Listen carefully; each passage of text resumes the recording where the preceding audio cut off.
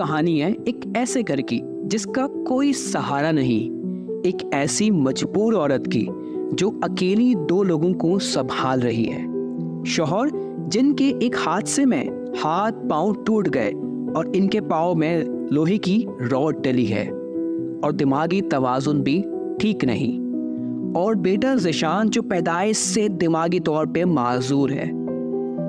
मेरा मियाँ पहले जॉब करता था, अभी रिटायर हो गया है। इसकी दवाइयों का सबका मसला अब ये खुद ही हल करता था, अभी नहीं कर सकता है। घर भी किराए का है, घर का किराया भी अफोर्ड नहीं कर सकते हम लोग। बेटा मेरा पैदाइशी दिमाग सही नहीं है, अभी जो है ना बड़ा हुआ है तो वो गोलियां दवाइयां नहीं खिलाते, शुगर का मरीज़ भी हो गया है, गोलियां दवाइयां नहीं खिला सकते तो हाइपर हो जाता है, हम लोग से भी नहीं होता है वो कवर। इसलिए गोलियों के लिए दवाइयों के लिए हम लोग को बहुत बड़ा मसला है। घर में भी अभी हम लोग अफोर्ड नहीं कर सकते।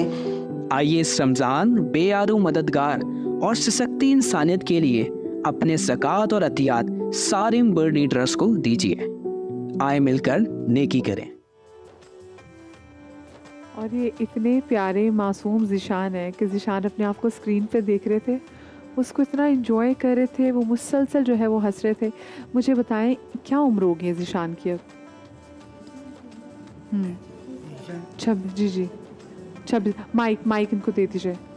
अच्छा 26 साल की उम्र होगी। और ये इनको ये अपनी एज से काफ़ी पीछे, तो ये कब से बचपन में ही आपको इल्म हो गया था इसका?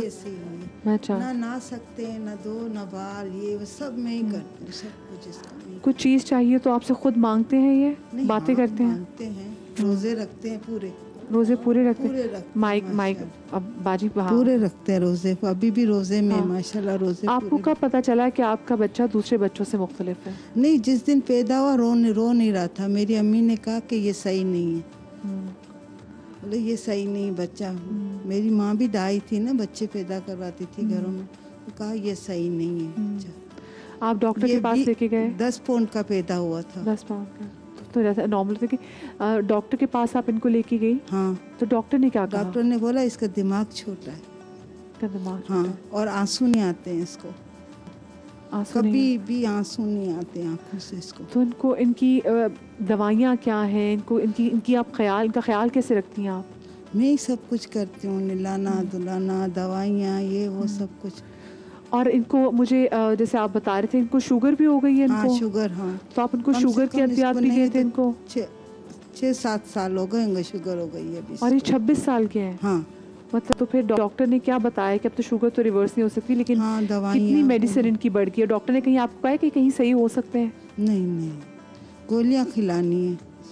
तो शुगर की मेडिसिन इतनी महंगी है, इनके जो दिमागी इलाज कितनी महंगी है। ज़्यादा हाइपर होता था ना, तो डॉक्टर को दिखाया ना, उसने गोलियां दी। एक दिन नहीं खिलाते हैं तो फिर बहुत बाहर निकलता है, बहुत बड़ा मसला कर लेता है। तो ये आप लोग अफोर्ड कैसे करते हैं? घर में आप काम करती हैं या इनकी आप? मैं अचार भी बेचती हूँ, चीज़ें घर में, ये घर में चीज़ें बना के बेचती हैं। और आपके हस्बैंड कुछ काम करते हैं? वालिद तो खुद माजूर है, नहीं वो नहीं कर सकते, रॉड डली हुई और हाथ में भी रॉड नहीं कर सकते, वो नहीं कर सकते। मुझे अंकल ये बताएं कि अगर कोई ज़िशान भाई के लिए अद्वियात आपको हर महीने देना चाहे या आपके घर में राशन डलवाना चाहे, आपका घर अपना मुझे बताएं पहले? नहीं, किराए का। आप रहते भी किराए पे हैं, तो वो फिर किराया भी आप निकालती हैं? हाँ, किराए का है घर, तो वो पैसे वो भी आप निकालती हैं? सब चीज़ें आप देखती हैं? करना पड़ता है, क्या करना। मसला ये मदिया बहन, हमारे यहाँ ना कोई फसी भाई बैठे, इनको पता होगा, यूएस में ही रहते हैं फसी भाई, कि वहाँ ऐसे बच्चे शॉप पे कहीं ना कहीं काम कर रहे होते हैं, उधर इतनी सपोर्ट मिलती है, वहाँ स्टेट सपोर्ट करती है। हमारे यहाँ ऐसे बच्चों को बिल्कुल ख़त्म कर दिया जाता है या मज़ारात पे बिठा के पीर फकीर बना के बिठा दिया जाता है। हमारे यहाँ इनकी ज़िंदगी पे कोई किसी किस्म का काम नहीं हो रहा, अगर हो भी रहा है तो बड़े छोटे लेवल पे कि हर कोई किसी को उसका फ़ायदा नहीं मिल पा रहा है।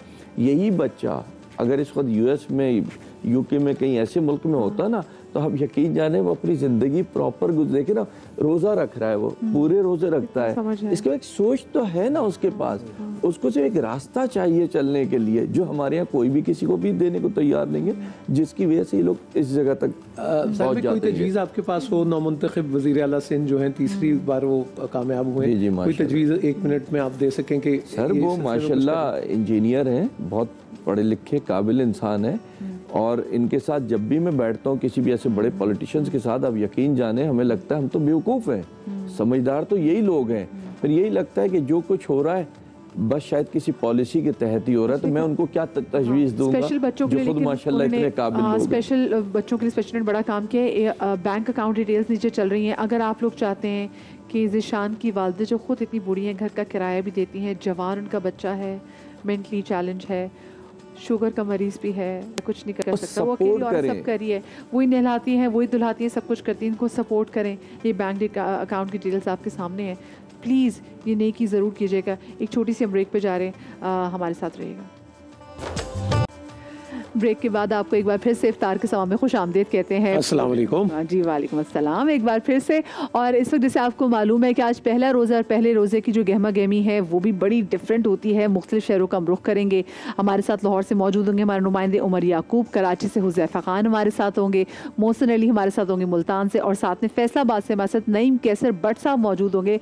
लेकिन सबसे पहले मैं रुख करूँगी जी लाहौर का, मेरे और नूर भाई के शहर लाहौर का। वहाँ पर उमर याकूब हमारे नुमाइंदे मौजूद, और अभी वहाँ पर क्योंकि अब से थोड़ी देर पहले ही वहाँ अजान भी हुई है तो उन्होंने फिर इफ्तारी भी करनी है। मुझे बताएं उमर, आज पहला दिन था, कैसी गहमा गहमी आपने देखी लाहौर में?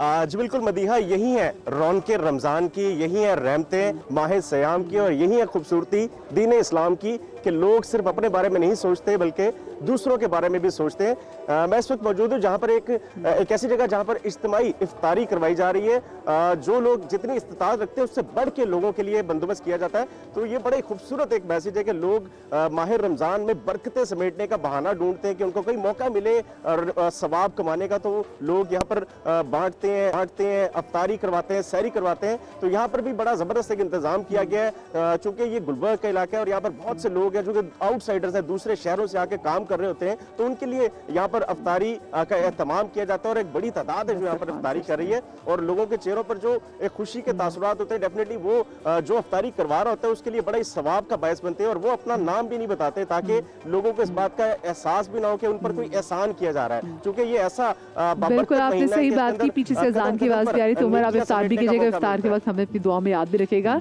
जी हुज़ैफा कराची में मौजूद है, और क्योंकि उन्होंने दस्तरखान की बात की तो कराची में भी आपको हर जगह दस्तरखान देखने को मिलेगा इफ्तार में। हुज़ैफा, पहला रमज़ान का रोज़ा है, कहाँ पर मौजूद हैं, क्या गहमा गहमी देख रहे हैं? जी मदिया, जब भी आप कराची की बात करती हैं तो जायके की बात होती है, और कराची वाले जायके के चटपटे खानों के बहुत शौकीन हैं। और बंस रोड वो जगह है जहाँ सबसे पहले लोग आते हैं कि यहाँ पे बंस रोड के मीठे दही बड़े हो जाए। मैं अपने कैमरामैन शाहिद बलोच से आपको कहूँगा कि इस वक्त आप रश दिखाएं कि मीठे दही बड़ों के लिए और देसी घी की जलेबियों के लिए, चटपटे समोसों के लिए यहाँ पे बहुत ज़्यादा रश लग चुका है, क्योंकि अभी भी आधा घंटा बाकी है। तो हर कोई ये कोशिश कर रहा है कि जो पहला अफ्तार हो उनके दस्तरखान पे बेशुमार नेमतें सजी हुई। एक तरफ तो लोग अपने घरों पे लेके जा रहे हैं, साथ साथ कराची की आपने बात की कि बड़े बड़े दस्तरखान लगते हैं रोडों पे, सड़कों पे, गलियों पे। जो लोग इस तरीके से काम कर रहे हैं उनके लिए दस्तरखान बिछ जाते हैं, टेबलें लग जाती हैं, उसका सिलसिला भी शुरू हो गया है। जगह जगह पे टेबलें लग गई हैं, कुर्सियाँ लग गई हैं। जो लोग राह गुजरे वो यहाँ बैठ के अफ्तार कर सकते हैं, यहाँ पे खा पी सकते हैं। यही रमज़ान की खूबसूरती। और बंस रोड पे हमेशा से यही माहौल होता है। और जो खासकर ओल्ड सिटी एरिया की डिशेस हैं, मालपोड़ा हो गई और इस तरीके के जो छू मंतर छोले यहाँ पे बहुत मशहूर हैं, वो भी लोग लेने के लिए दूर दूर से आते हैं। कोशिश कर रहे हैं कि जल्द अज जल्द ये लें और अपने घरों को जाएं। हुज़ैफा, की बात करते हो, दिल जलाने की बात करते हो, आपने ऐसी अच्छी सलामत रहे, जीते रहे। वो तो फैसलाबाद जा रहे हैं जी, मैं मुल्तान में जाऊंगी। अच्छा, मदीना तो लौलिया जी। मोहसिन हमारे साथ हमारे नुमाइंदे मौजूद है। मोहसिन ये बताएगा वहाँ पे भी मुझे सबसे पहले बता दीजिएगा कि अज़ान मगरिब का वक्त क्या है, और आज पहले रोजे की मुनासबत से क्या गहमा गहमी आप देख रहे हैं, मौजूद कहाँ पे आप? अस्सलाम वालेकुम। टिपिकल ऐसे ही है। मुल्क माह रमज़ान का आज पहला रोज़ा है। अफ्तारी में कुछ लम्हात बाकी रह गए हैं। 6:25 पर यहाँ पे अफ्तारी का टाइम दिया गया है, और यह बड़ी तादाद शहरियों की बाहर निकल चुकी है अफ्तारी के लिए। इस वक्त में मौजूद मुल्तान की गुलशन मार्केट में, जहाँ पे पाँव रखने की जगह नहीं है। शहरों की बड़ी तादाद यहाँ पर मौजूद है। हर किसी की ख्वाहिश है कि अफ्तारी से पहले वो सामान लेके घर पहुँचे, क्योंकि जो फैमिलीज़ ने जो फरमाइशें की हुई हैं उसकी लिस्ट काफ़ी ज़्यादा है। किसी ने फरमाइश की कि वो समोसे खाएगा, किसी ने फरमाइश किया है वो चिकन रोल खाएगा, किसी ने फरमाइश की दही बड़े, फ्रूट चाट, किसी ने जलेबी की फरमाइश की। तो यहाँ पर बड़ी तादाद में लोगों का रश लगा हुआ है।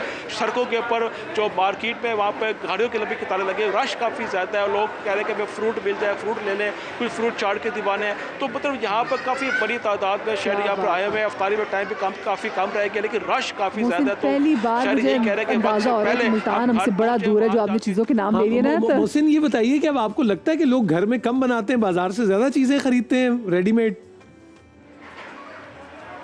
जी ऐसे ही है कि फैमिलीज़ की फरमाइश होती है कि बाहर से सामान लेकर आएँ। तो अफ्तारी के वक्त ख़वातीन को किचन लेने का दिल भी नहीं करता, गर्मी काफ़ी ज़्यादा भी होती है किचन में, तो वो मर्दों से फरमाइश करते हैं कि बाहर से सामान लेकर आएँ। कभी वो कुछ भी फरमाइश कर सकते हैं। कोई कहते हैं जी समोसे हो, कोई रोल हो, कोई चटपटा है जो चटखारेदार चीज़ होती है अफ्तारी में खाने का और दिल करता है। तो पूरा दिन बंदा भूखा प्यासा होता है, जब अफ्तारी का टाइम आता है तो दिल करता है कि चटपटे चीज़ें हो। काफ़ी बड़ी तादाद। सही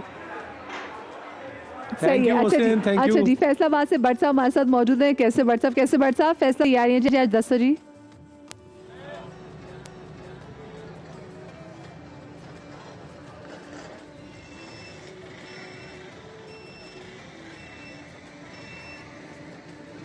भट्ट साहब, आपको मेरी आवाज़ आ रही है?